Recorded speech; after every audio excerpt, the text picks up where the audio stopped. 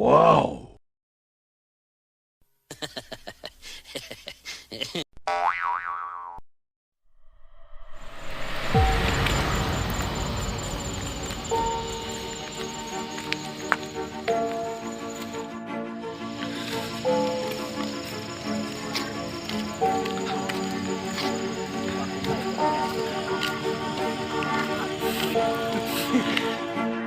ครับเป็นอย่าง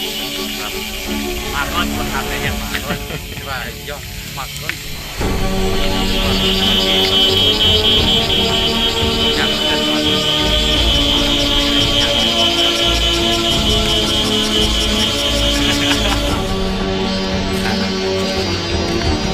เด็กจะมีที่ฟ้าเย้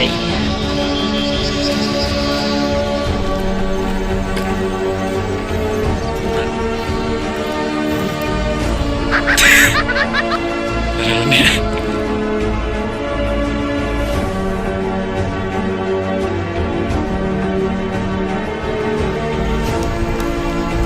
ไปนางว่าออกกำลังกายด้วยกันเด้อตอนนี้ไกลซิมอนพูละสู่เติมคนนี้นะ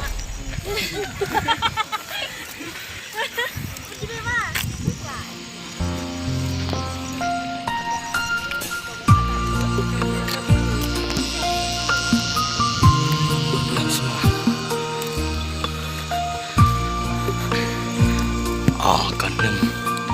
ลูกเราแท้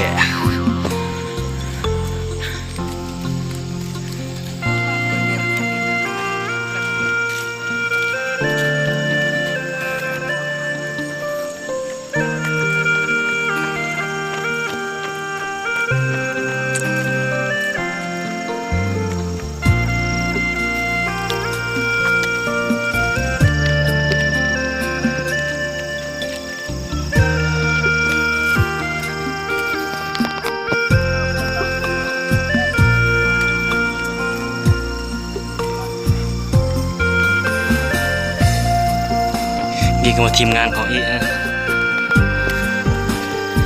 หนึ่งในนั้นพระเอก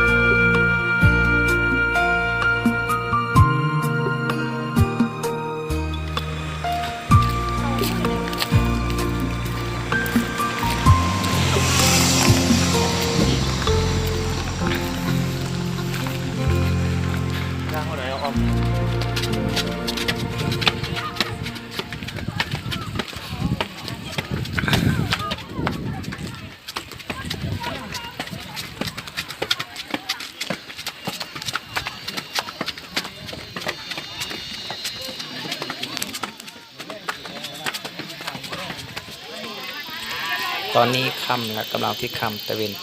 ตกดินนะครับกำลังที่ตกดินอ่ะกำลังที่มนภูแล้วเรือมืดแล้วกำลังกลับเลยเด้อตอนนี้เด้อ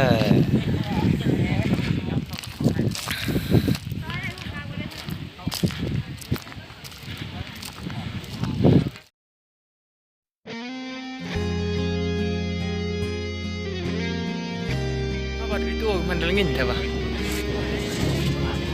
หยุดรัฐว่าเลย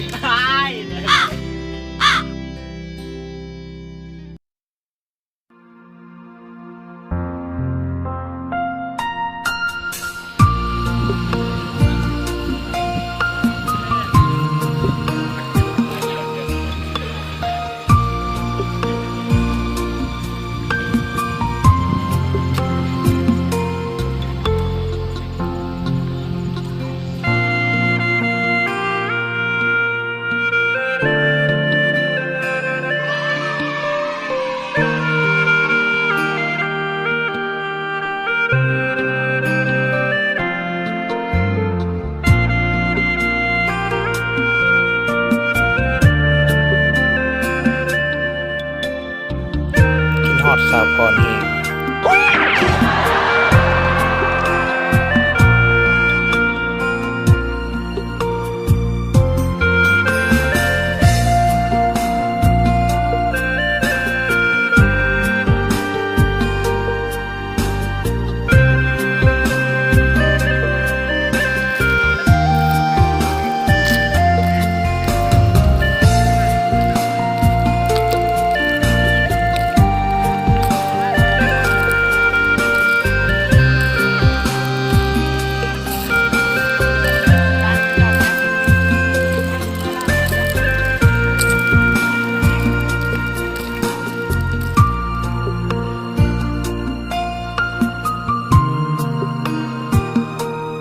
ตอนนี้ก็กำลังสิได้